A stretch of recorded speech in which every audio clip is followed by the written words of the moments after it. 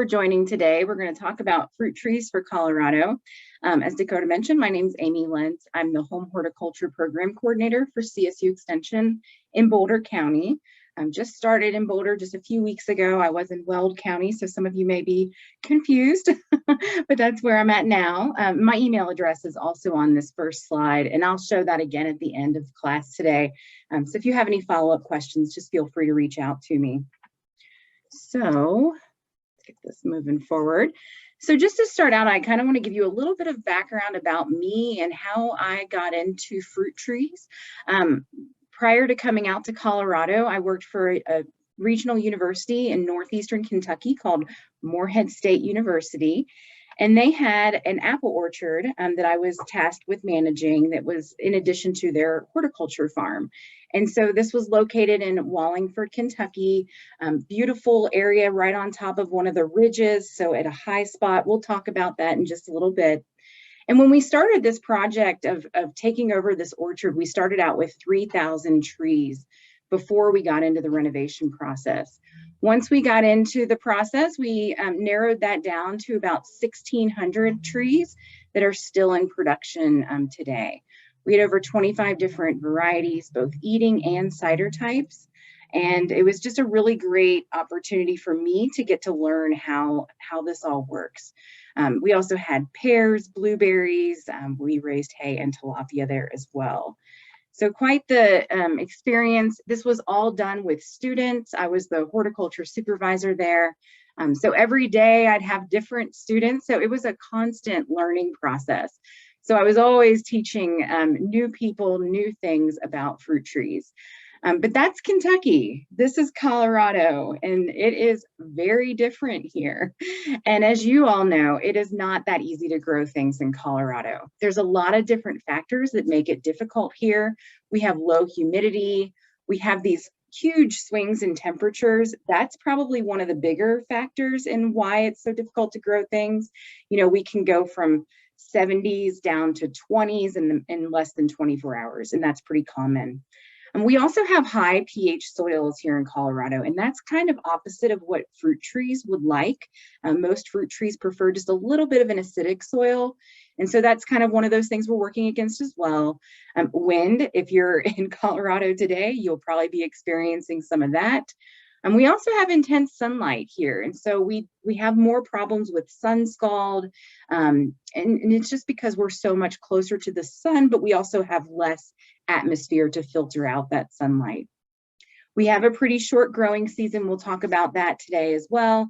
And then there's this lack of water. And so you can see that we have a lot working against us here, but it doesn't mean that you can't grow fruit trees. You absolutely can grow fruit trees. And why might you want to grow fruit trees in Colorado? Well, there's a lot of reasons for this. For most people, they want that delicious fruit. For other people, they just love the seasonal beauty of fruit trees. A lot of them flower nicely. They have nice fall color in some cases. Or they just might want a nice shade tree. A lot of us have yards that aren't big enough for a full-size shade tree, and fruit trees tend to be just a little bit smaller, and so that might be a reason to grow a fruit tree as well. Or maybe you just need a hobby, and this is something that is going to take some work. And so if you are looking at this as a hobby, just know that you're going to have special needs that those trees are going to need.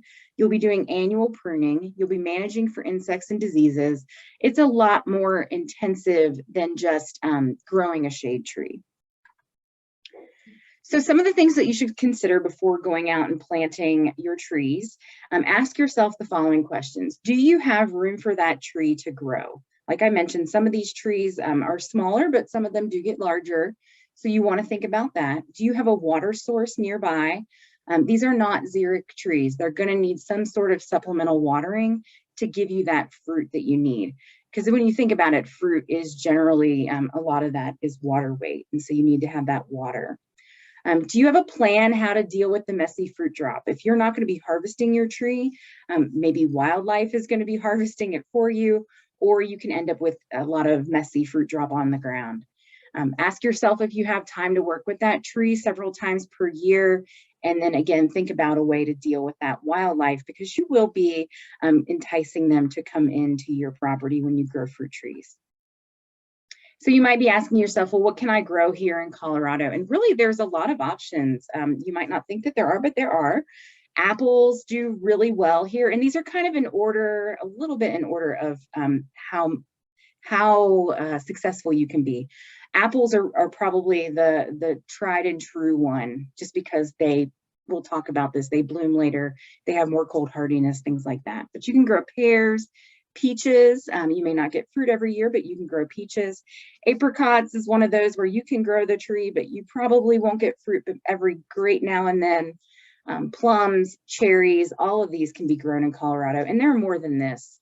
I have a friend who just purchased a hardy fig tree, so she's going to try that out in the Fort Collins area. So we'll see if that works too. Then once you figure out what type of fruit tree you want to grow, then you want to ask yourself, what variety should you grow? And really, there are just so many options out there. Not that there are a lot of different cultivars in production and commercial production, but there's over 7,000 varieties of just apples that are grown throughout the world. There's over 2,000 varieties of peaches that are grown globally. Again, now what's grown commercially has been really pared down to what people want to buy and want to purchase, but there really are a lot of different options out there for you. So ask yourself, again, these types of questions, as far as what variety should you grow, think about the fruit size and the appearance of the tree. Maybe it's a taste thing for you. You want that perfectly tasting Honeycrisp apple or something like that. Culinary use is another thing. Some fruit is better for pies and cooking, whereas other types of fruit trees are better for fresh eating. Bloom period, we're going to talk about that in detail. Ripening season, disease resistance, pollen compatibility, all of these different topics we're going to cover these today.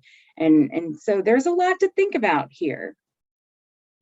So this chart is a little overwhelming. That wasn't my intention here, but it just kind of shows you, these are some apple varieties. And I apologize if this is too small for you to read. But these are different apple varieties here on the left-hand side. And what you'll notice just when looking at this chart overall is that some bloom early, some bloom mid-season, some are late bloomers. They also ripen at different times. They might be hardy to different zones. And so that's the whole tree hardiness. Some of them might be more disease resistant than others. So those are kind of the tree attributes, but then you also, again, thinking about the flavor, the texture, the uses. Some of these are better for desserts. Some of them are better for fresh. And so, again, lots to think about here. So let's kind of break this into, let's go through those different sections that we just kind of covered of different things that you need to think about. And I'm going to come at this from a home orchard angle. Even though I have some commercial orchard experience, I think that for you all today, planting a home orchard is really what you're after. So let's talk about that. The number one thing that you are probably going to be limited by is hardiness. And this term, hardiness, is just the ability of the tree to withstand low temperatures in the wintertime. So can it make it through the -25 or the -30 that happens every now and then? Of course, this is going to be different for people at different elevations. Those of you at higher elevations, you're going to be even more limited by hardiness.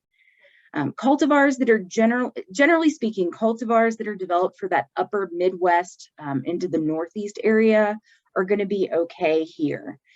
If you look closely at this map, you're going to notice that where I'm at here along the Front Range in Boulder County is this light blue color. And if you look at that map, it's going to tell you it's zone 5A or 5B. But really with fruit trees and really landscape trees too, to be on the safe side, you want to go a zone lower, which is a more northern zone. So I would really look at trees that are hardy to zones 3 and zones 4. Also think about our growing season here in Colorado, depending again on where you are, elevation speaking. Your growing season could be as short as 70 days, maybe up in like Leadville, places like that are at high elevation.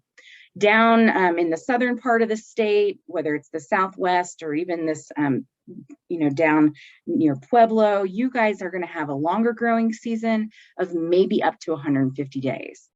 So that's usually the period between last frost in the spring and first frost in the fall. And so what you're going to be looking for is choosing cultivars of apples or fruit trees that are going to mature and give you that fruit before you hit the end of the season. So choose cultivars, and they'll tell you in the catalogs or on the websites where you're ordering these from, or on the plant tag if you're going directly to the nursery, they'll tell you what the maturity is of that fruit. And so look for that 70 to 150 day maturity time. As far as temperature extremes, I just mentioned this, but -20 can cause some tissue death in trees. But if we happen to get to -40, which has happened, I think, a few times, then you'll have full plant death. And that means the whole tree will succumb to that cold temperature. So that's why hardiness is so important. But not only do you have the hardiness of the tree, you also have the hardiness of the little buds on the tree. And sometimes you can just lose buds without losing the full tree. And it's those late spring frosts that are the biggest problem with this backyard fruit production, because it damages those flower buds because they're not as hardy as the full tree itself. Couple things to consider if you are going to be planting trees on your property. I know a lot of us have very flat, yards, but if you do have some terrain or some elevation happening on your property, you want to place your fruit trees where either in the hillside where you're going to get some gently rolling air to move, or at the top of the hillside. What you want to avoid is planting down in a ditch or down in a lower part of your property, because cold air settles and warm air rises. You're going to get colder air settling in down there, and it can actually be a pretty big difference in temperature from the top of the hill to the bottom. And so when we're talking about the buds dying off from those cold, frosty spring temperatures, the valleys are going to have a much harder time and a little bit of a colder situation. So plant on the hillside or at the top. So I mentioned those buds as the spring warms up, and this is really the time when you should go out and start looking at some fruit trees, and you'll see this happening. These buds are going to swell up, they're going to break open, and you're going to see the leaves or the flowers start to emerge. The trees themselves also deharden this time of year. And so this is the time when the buds are really most vulnerable to that winter kill. And the level of bud death is going to depend on the stage that bud is in. So this is going to get a little bit sciencey for the next few slides. Pop your questions in the chat if you have them. I do have it open. I'll try to see if I can look at that every now and then, but otherwise we'll take some questions at the end. So I talk about these different bud stages, and this is an actual branch of science. It deals with the relationship between climate and changes in biology, and this is called phenology. And so when we talk about flower buds, we say flower phenology. And so you'll notice here there's 9 different stages. This is for an apple, and you'll see that it goes from dormant on the upper left. Then you have silver tip, the tip is just starting to come out. Then you'll have a green tip where the leaves just break through that silver. And then you get a 1/2-inch green leaf, that's stage 4. Then into this cluster stage where you see that tight flower cluster start to show up. Then those flowers turn pink, they open up, they are in full bloom in stage 7, which is that lower left. And then they'll have petal fall, and you'll finally have fruit set. And I know this sounds like a lot of information, but why this is so important is the stage that those buds are in is going to determine whether or not they can make it through those temperatures or not. So here's kind of the second part of that story. And in this chart, what you see is on the left-hand side here is bud loss in a percentage form. So I'm gonna look at 2 examples here. Let's look at the cherry, and we're gonna look at Tart Cherry. And these are the temperatures right here. So if you have a cherry tree right now, today, that is just swollen, it hasn't broken its buds yet, but it's just kind of swelling up. And this is about where cherries might be right about now. If we should get down to 15 degrees Fahrenheit, you will probably lose about 10% of those buds. Sorry, I went forward. If we happen to get down to a 0 Fahrenheit temperature, you will lose about 90% of those buds. You won't lose your tree. You'll just lose those fruit buds for that year because the flowers won't won't develop. But then as you move through these different stages and you get to full bloom, looking at that same tart cherry, if that tree is in full bloom now and we get to 28, you'll lose about 10% of those buds.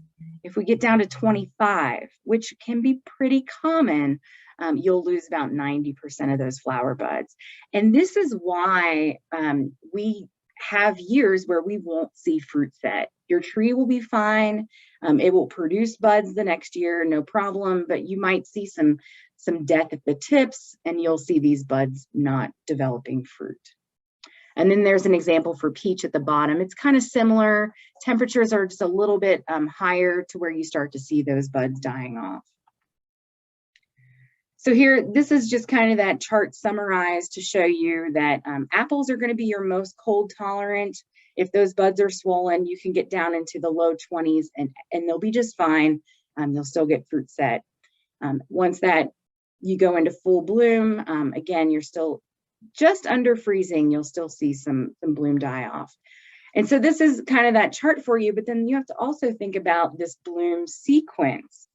So I have at the bottom here, in order, apricots are going to be our earliest bloomers. And so you can imagine that they're going to be in full bloom well before the apples even show a little bit of green tip.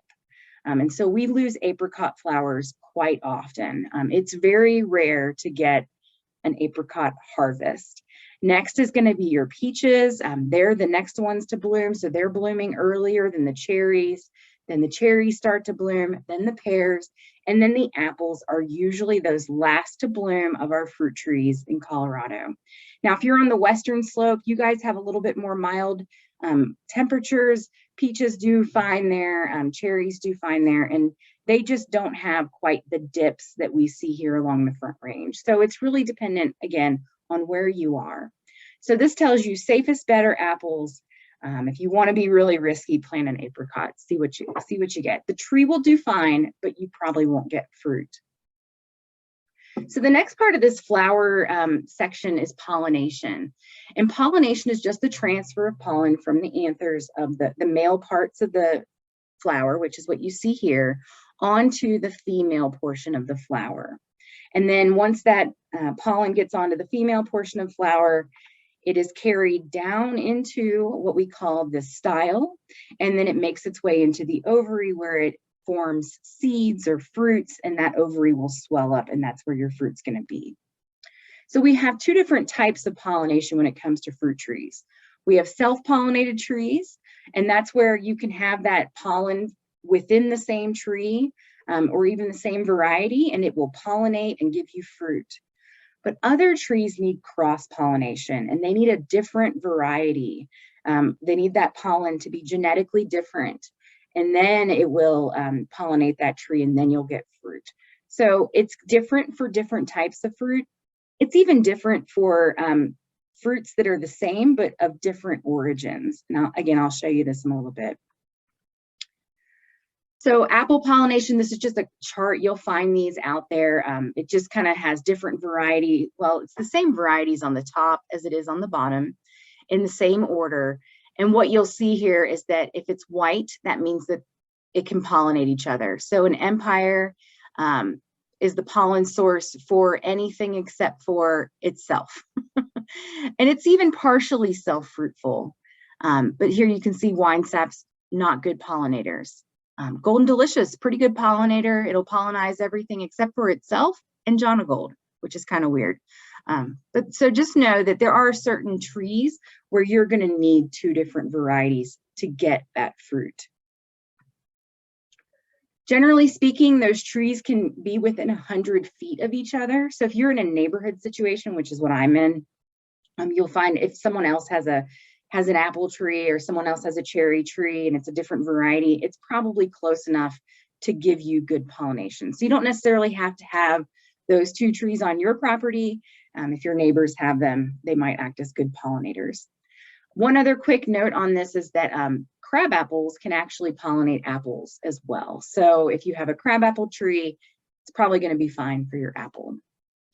So in general, there are some kind of big boxes we can draw around this. Apricots, sour cherries, peaches, nectarines, European plums, those are all generally self-pollinated, which means you don't have to have multiple varieties on your property.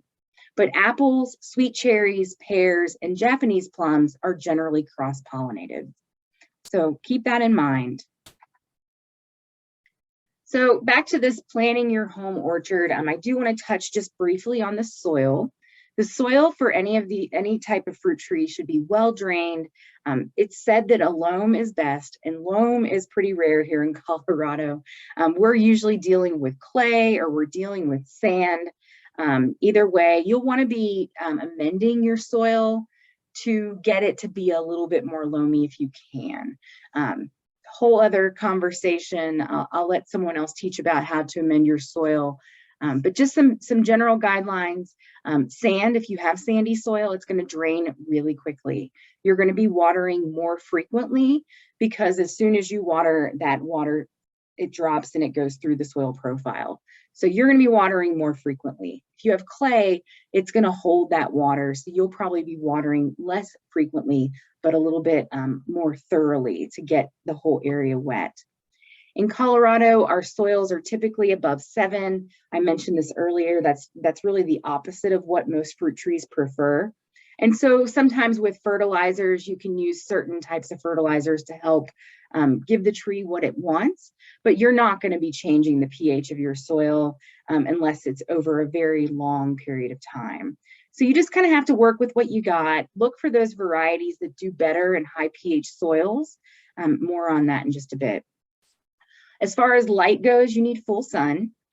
Heavily shaded areas are going to produce fruit, but it's going to be a higher sugar content. It's going to bruise easily. It's going to rot quicker, things like that. So give your tree full sun. That sun is really important for fruit development. Okay, back into a little bit more sciencey kind of stuff. And you may not have heard this term before, you might have, but fruit trees are often grafted.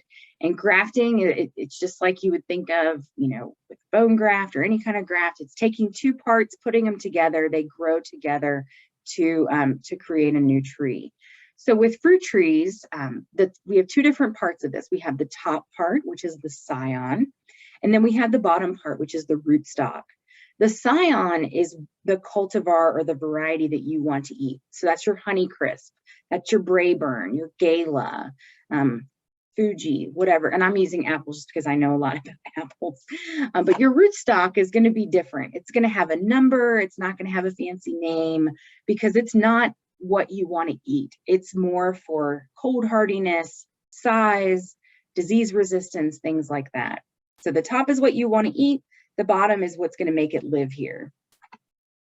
So here's just some pictures to show you what fruit tree grafting looks like. You can see where they've taken the top portion of one tree and placed it on top of another tree. This is probably, I'm going to guess, maybe a peach.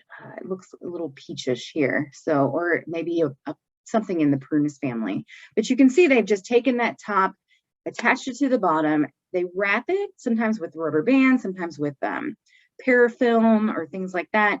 And then they let it sit and it heals together. And over time, those vascular systems line up and then the tree can take up that water. And so in this second picture here, that little bit of growth that you see, if you look closely, it's actually coming out of the rootstock. So that is not what we would want to eat. We would want to remove that.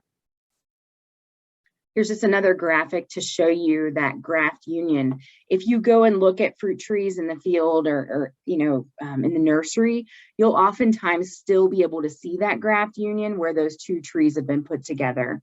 And when you're planting your fruit trees, you just want to make sure that that graft union is about 2 to 3 inches above the soil grade. Otherwise, you'll get a lot of suckering, and those suckers will be from the base. And you can also get some rot and cause failure to your tree. So plant on the high side, make sure that graft is above ground. Sometimes they graft trees way up high at the top of the crown. This is really common with weeping cherries. That's the picture that you see here on the upper right. Here's a picture on the upper left of the rootstock again, throwing up those suckers, and you want to keep those pruned off. And then the bottom picture just kind of shows that over time, that graft grows with the tree. And so sometimes you'll see this really big swelling in a tree, and that's just the graft union, nothing to worry about there. Okay, so rootstocks. Let me make sure that after the graft is the tree variety. I'll come back to your question on that one. So back to rootstocks. This is again the bottom portion of that grafted tree. The rootstock's main objective is to control tree size. So the average height of an apple tree is going to be 30 feet or more. And what these rootstocks do when you put them together with that top wood is they lower the height of the tree. And so if you buy a tree that is very dwarf, like this one over here on the left, it's going to be just maybe 15 to 30% of that full size tree. So if the full size is a 30-foot tree, it's going to be a 10-foot tree at maturity. These are much easier to harvest, much better for home gardens, because you guys don't want to be getting up on ladders to harvest your 30 or 40-foot tall tree. So as you go along, you'll see different numbers here. The tree size increases. A lot of commercial orchards are kind of in this middle area, this M26, and they're growing what we call semi-dwarf trees. And they'll top out at maybe about 20 to 25 feet at maturity. Other attributes, though, that can come from these rootstocks, like I mentioned, you can get fire blight resistance. That's a disease that's pretty prevalent here in Colorado. And so if the rootstock can help your tree be resistant to that, that's a really good thing. Some other different attributes as well. There's charts out there that you can get that have just all these different categories and what each of these rootstocks do. Okay, I'm gonna move over to harvesting.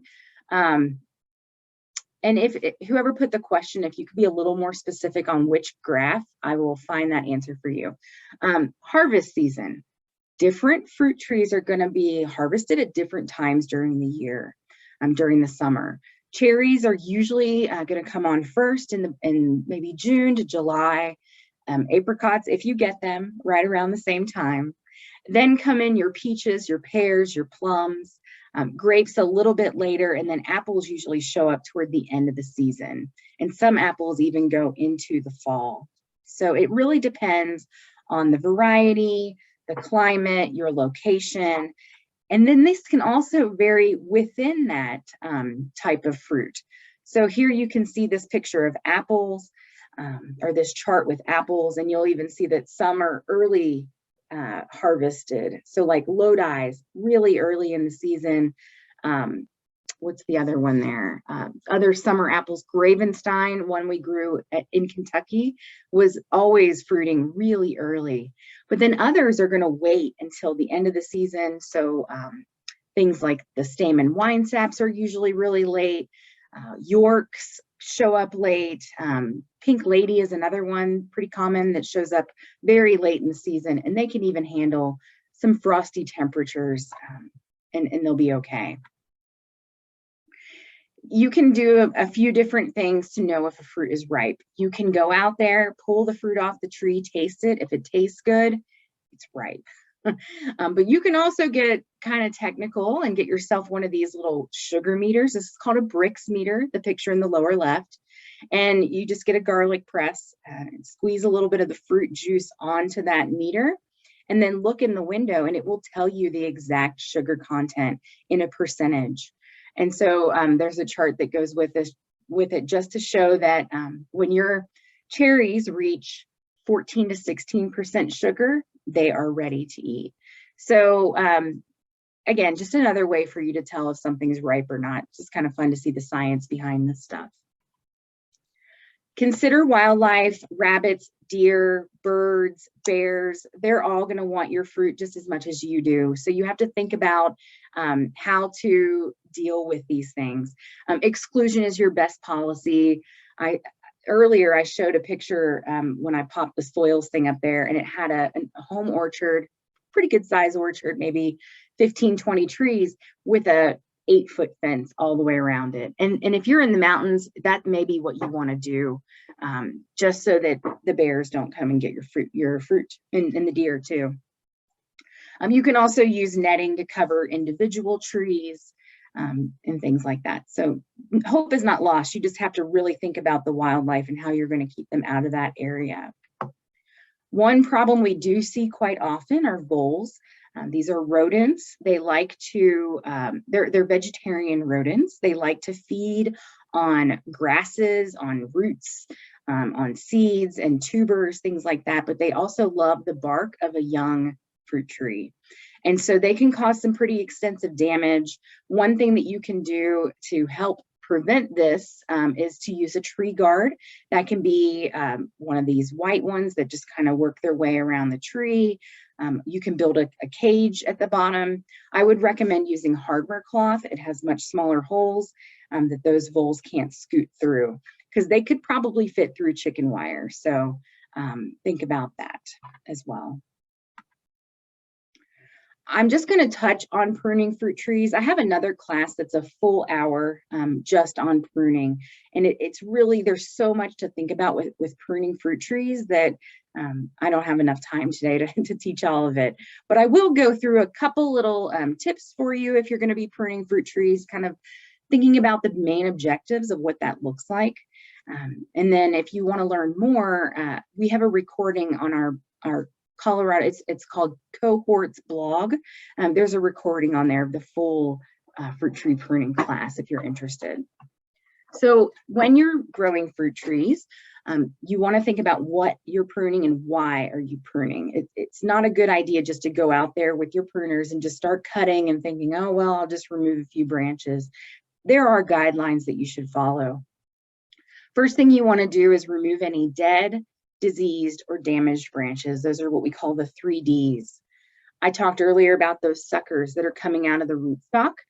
Those would be the next thing you want to keep on top of and keep removed. So then you kind of get into like the goals of pruning fruit trees. And these are kind of the goals that you're looking for.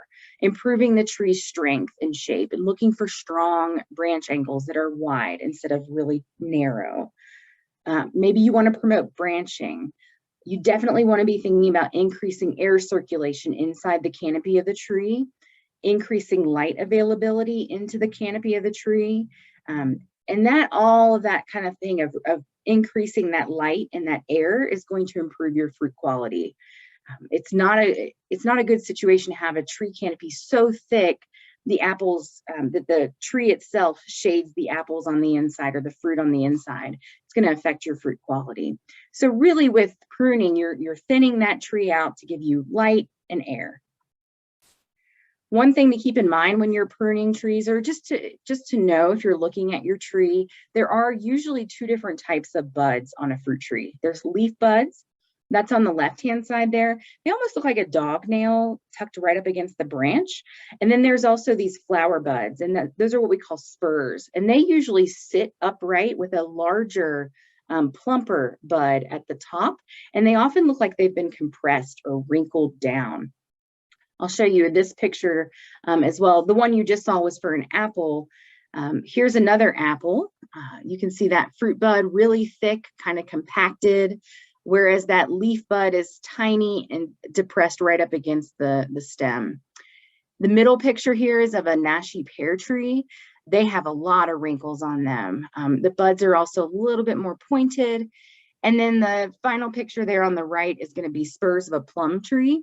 And they have kind of these multiple buds that cluster together, and those are where the fruit are going to come from for a plum. So note the different types of buds. What you want to avoid is going through and pruning off all those little tiny twigs because you're actually pruning off your fruit. Timing is really important when you're pruning fruit trees. Late winter is best. You want those trees to be fully dormant. It's kind of like surgery. You don't want surgery when you're not asleep, right? You want to be under anesthetics. And that's kind of what I think of with trees. You want them to be dormant so that they're not reacting to all those cuts that you're making. You can go early spring just before bud break. We're probably coming up it might actually be a little too late to be pruning anything this time of year. I like the picture here that represents when you should prune. If you have snow skis on or snowshoes like these ladies do here, it's the right time to prune. If there's snow on the ground, if it's cold outside, if those buds haven't swollen yet, that's when you want to prune. You don't want to do it in the fall. You want to do it late winter into early spring. So really mid-January through mid-March, if you want a good window. I mentioned avoiding late spring, early summer. Not only are the buds breaking and you can cause some different problems there, but there's also diseases, these bacterial diseases like fire blight. That's what you see in the picture here. These are flying around in the air at that time too. So if you're making a lot of cuts on your tree, you're opening them up for disease. So always prune while it's dormant and you'll be in good shape. So overall, again, your goals are creating a strong structural framework, good sized branches that can hold that fruit load, increasing that light and that air circulation into the canopy of the tree, and then removing those dead and diseased branches and correcting errors. Overall, in a season, in one given growing season, you don't want to remove more than 15 to 25% of the tree. If it's an older tree, even less than that. So space it out. You don't need to go from a really thick and full tree to one that's, you don't want to take off half of it in 1 year. You'll end up stressing that tree and then you'll lose it. So here's that picture again that I showed you at the beginning of this section, just to kind of show you what that can look like. So you see this first tree here. After pruning, this is the second tree, same tree, but after pruning. Next one here on the third picture, before pruning, and then after pruning. Notice with that last one, we also took the size or the height of the tree down as well by pruning. Again, whole other class, lot to talk about there, and we just don't have time today to cover all of those details. So before you get into pruning your tree, I encourage you to look for that fruit tree pruning class. Okay, so with the last 15 minutes of class today, I want to go through some specific types of fruit and give you a few more tips for each of these. So let's start with apples. So apples, this is Malus pumila or Malus ex domestica. There's some debate on which name to be used here. I'm in the hybrid one. That's the second name, the Malus ex domestica. But really, apples have lots of different uses. Like I said earlier, fresh eating, cooking, juicing, cider. There are actually cider types that are much better for cider than some of the fresh eating types. Cider has that little bit of a bite to it.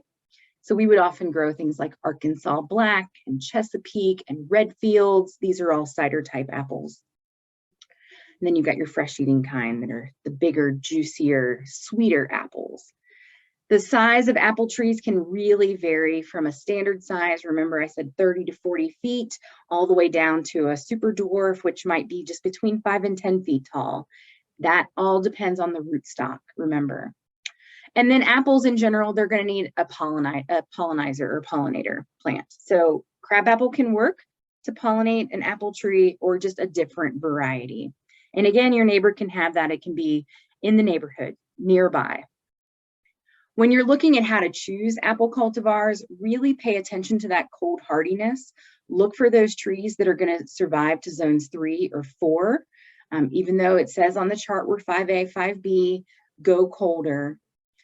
Look for that maturity date. Remember, I said that you have somewhere between 70 and 150 days, depending on where you are. I'm in the northern Front Range. I kind of like that 100 to 120 range where I'm at. And you want to make sure that you're getting that fruit before the first week of October, because inevitably we're going to get those frosts coming in early, and that can affect the apples. There are some cultivars, though, that are okay with that light frost. They're what we call winter apples. They ripen late and they store well. So this would be things like Pink Lady and Yorks and Arkansas Black, things like that. But all in all, there's a lot of different varieties that we can grow in Colorado.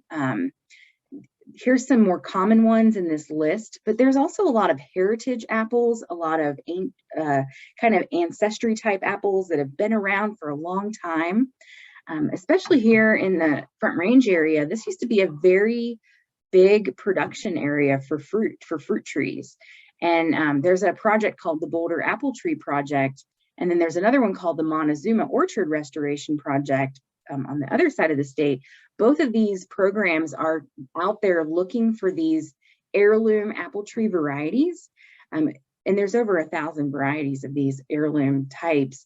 And they're looking for those and they're marking them and they're trying to repopulate them and get them, keep them going before they age out.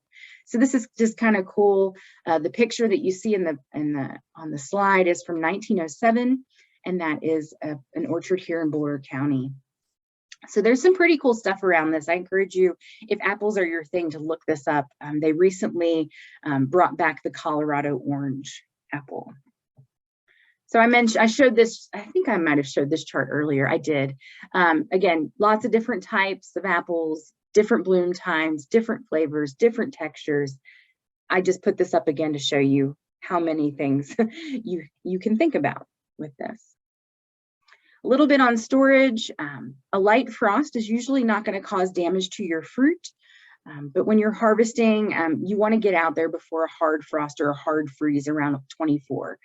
Go ahead and pull that fruit off if that's coming your way, because at 24 degrees, you will see, for these normal types of apples, you'll see significant fruit drop because that cold air is increasing ethylene production, and that's the ripening hormone. So everything starts to ripen faster once those temperatures start getting lower toward the end of the growing season.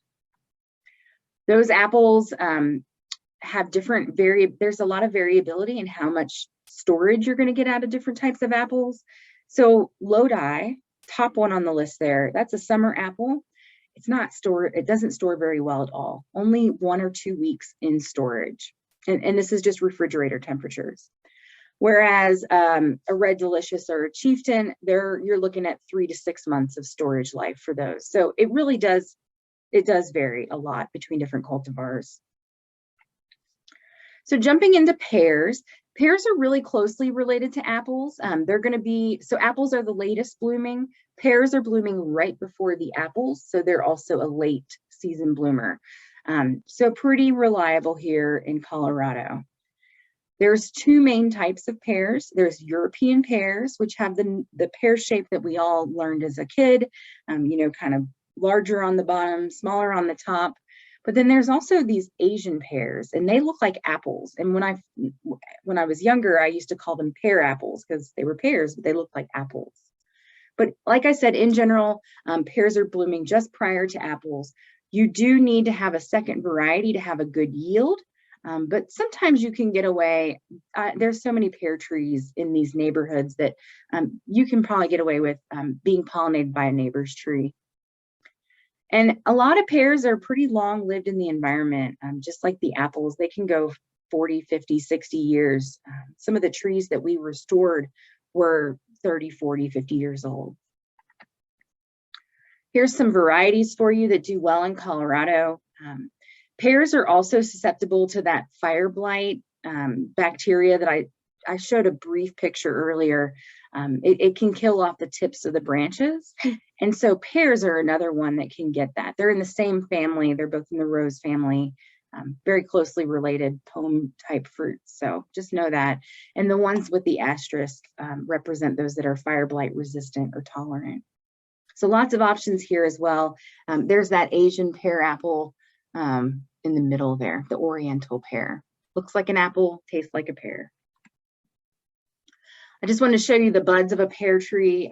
Again, very squished down, lots of concentric rings, wrinkling where that bud is compacted. The reason being is because with apples and pears both, those fruit buds they're going to be 2 or more years old, but they can be up to 20, 25 years old. And they only grow a tiny little bit each year. And so that's why you get that compacted growth, those rings showing up, because it's just growing like not even a millimeter a year. But that's where your fruit's going to be. Let's jump over to peaches, nectarines, and apricots. So mostly people here are growing peaches and apricots. I don't see too many nectarines happening here. But really with both of these types of fruit, it's the hardiness that gets us. The trees can grow just fine, but it's the flowers that get nipped because again, they bloom earlier. The frost comes in, kills off those blooms. And so usually here along the Northern Front Range, we say between 3 and 5 years between peach harvests. Apricots, I mean, like I said, if you get an apricot harvest, you just count your lucky stars and enjoy it for that year because it may not happen for another 10, 15 years. You never know. Depending on how the climate changes, we might see that changing as well. Overall, with peaches and apricots, most of these are going to be self-fruitful for the peaches. For the apricots, they're going to need a cross-pollinator. So again, similar crops, different needs.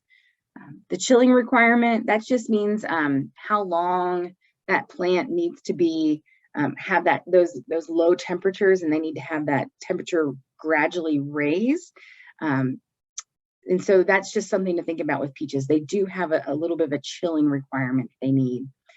One thing that you can do with these early bloomers is you can plant them on the north or the northeast side of a house, and that the shade from the house is going to keep the temperatures around those trees kind of mild instead of having the big swings where the sun comes out, it hits the tree, it bakes the tree, warms up the surface, and then at night we have that we have those really clear nights where it's just biting cold.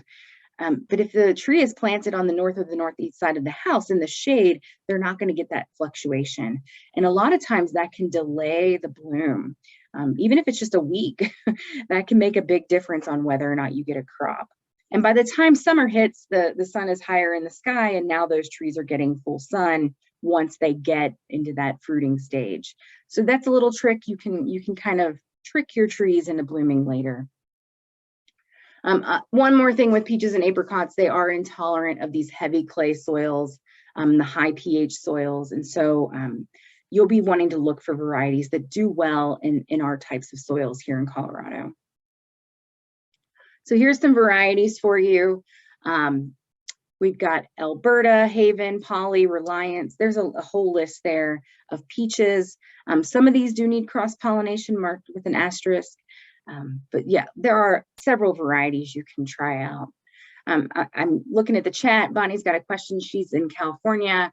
Her peach tree gets peaches, but they're small, golf ball size, and green, and then they fall off. And why don't they come to fruition? That's a really great question, Bonnie. So let me see how to explain this. Peaches bloom on last year's wood. So that's only 1-year-old wood. And if you look at that peach branch, you'll see lots and lots of buds. And oftentimes what commercial peach growers will do is they will go through, and every 6 inches, they will leave a bud, and they will actually thin out those buds in between so that you have less fruit at the table, so to speak, which means there's more resources, more water, more nutrients for the fruit that you have left. That's called fruit thinning, than you would if you had all of those buds trying to produce little peaches. So probably what your tree is doing is it's self-thinning. It's saying, I have too many flowers, too many peaches on my tree, and so it's going to start to drop those off.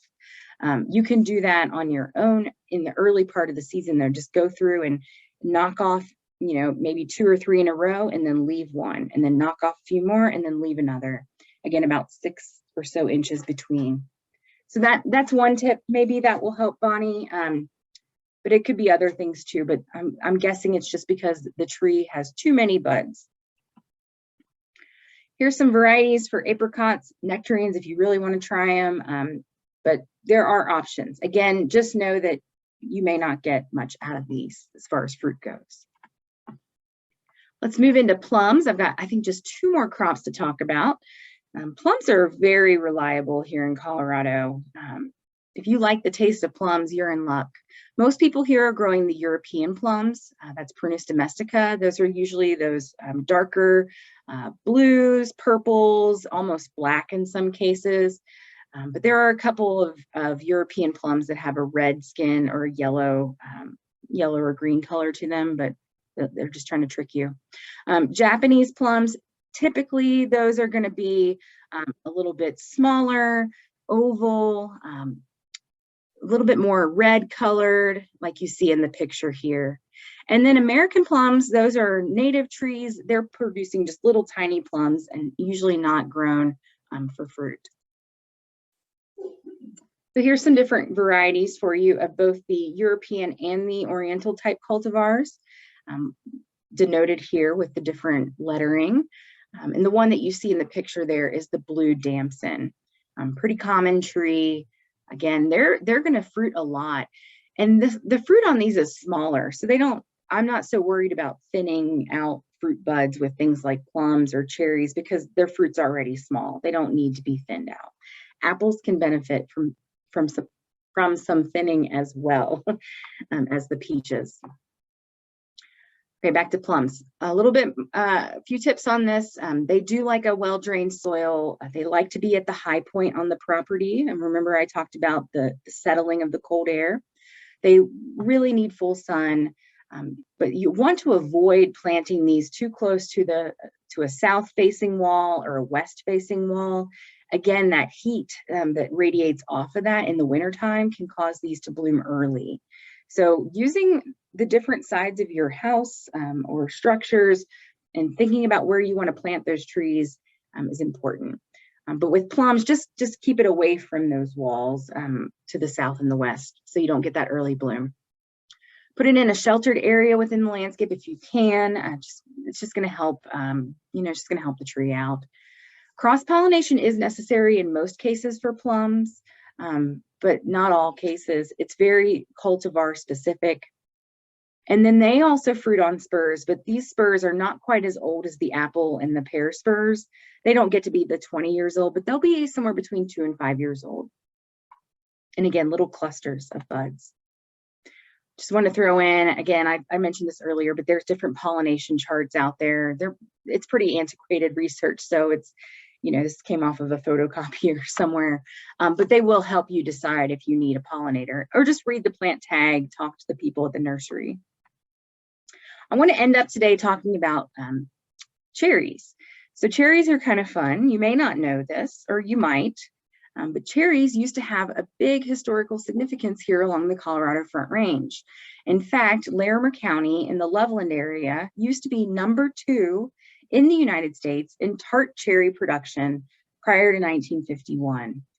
Lots of stuff kind of happened in that time, droughts, cold snaps, market changes. It got cheaper to produce cherries up in, I think, Michigan. And so over time, the industry left, but you'll still see, if you're heading up to Rocky Mountain National Park, you'll see the Colorado Cherry Company.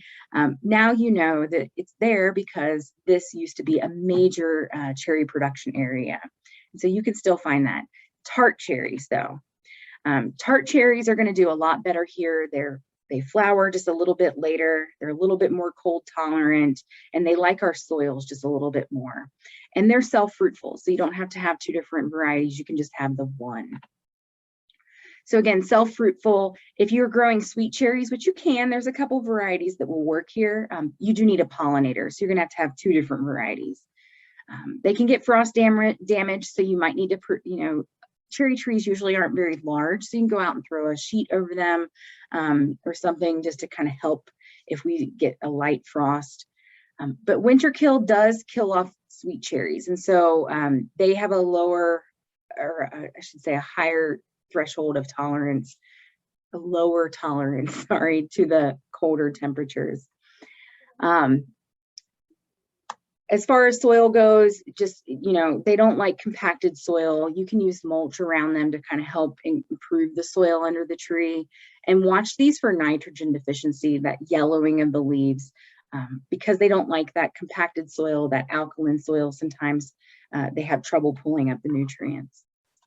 Here's some cultivars for you, or varieties. I'm using those terms interchangeably today, of different tarts and sweets that you can grow here. So the Front Range on the left, and then if you're on the west slope, you guys have a little bit more varieties that you can throw into the mix. You can grow Bing cherries out there, which are pretty popular, and some others. There is a fact sheet just on cherries from CSU, and it's 7.002. Harvesting cherries can be quite the event, lots of fruit to pick. Usually the birds are going to get it before you can get it too, so that's where you can use that netting. And the reason I guess one thing to note is that in the commercial industry, they're doing this by machines because it would just take so much time to go through and pick all those tiny little fruits. So they're machine harvesting, they're shaking those trees, and the cherries kind of drop off and onto that platform and then roll into the little containers at the bottom. And also, note that cherries are pretty perishable. They don't last very long in storage. So you want to pick them and eat them or use them or freeze them right away or within just a few days. So I think we've come almost to the end of our hour. There's so much more to talk about with fruit trees. There's just so much to learn. I could probably do an hour class on each one of these, but I wanted to touch on all of the options for you today. If you want to learn more, we have two different fact sheets that are really great to kind of touch on a lot of what we talked about. One being backyard apples and pears. And then we have another one, backyard orchard for stone fruits. So that's your cherries, peaches, plums, apricots, things like that. So I encourage you to check those out. So with that, I'll take any last questions that we might have. And I'm going to try to figure out what chart someone was asking about in the beginning. And Dakota, let me know if you have any other questions that might have come in. Absolutely. I'm keeping my eye out. So far, I think you covered them all. Our questions box is currently empty, so we'll give people a couple of minutes. Okay. In the meantime, while you're digging for that, I just wanted to note super quick, the survey for this webinar is in the chat. I'm also about to pop in a link to register for our next webinar in the gardening series, which is a week from today, about lawn care, and then also a link to the extension gardening webinars that are all coming up. So those are going to be in the chat here in just a moment.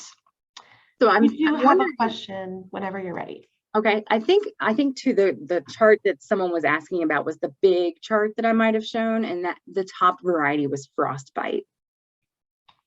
So it was a mid bloomer, ripens in October, hardy to zone 3, sweet, firm, good for cider. If that's the wrong chart, let me know. Yeah, let us know in the chat. The new question that came in says, can you talk about ways to deal with worms that form in tart cherries? Yes. So that little worm is likely a spotted wing Drosophila, which is a little tiny, it's almost like a fruit fly, and it lays its eggs inside the cherries. It goes after cherries, strawberries, grapes, a lot of the softer skinned fruits. And for cherries, this is for cherries, right? Yes. And it's really hard to manage. There isn't really a good spray for it. The problem is that it lays its eggs in unripe fruit. So typically they're doing this in the ripe fruit with other types of flies, but the spotted wing Drosophila goes after any kind of fruit, whether it's unripe or ripe. So it's probably going to be more in the ripe fruit than the unripe fruit. So that's one thing people are saying, is to maybe try and harvest early and then let things ripen up on their own. But it's a really tough one to handle. Reach out to me individually and I'll try to pull some information for you on or just look up spotted wing Drosophila.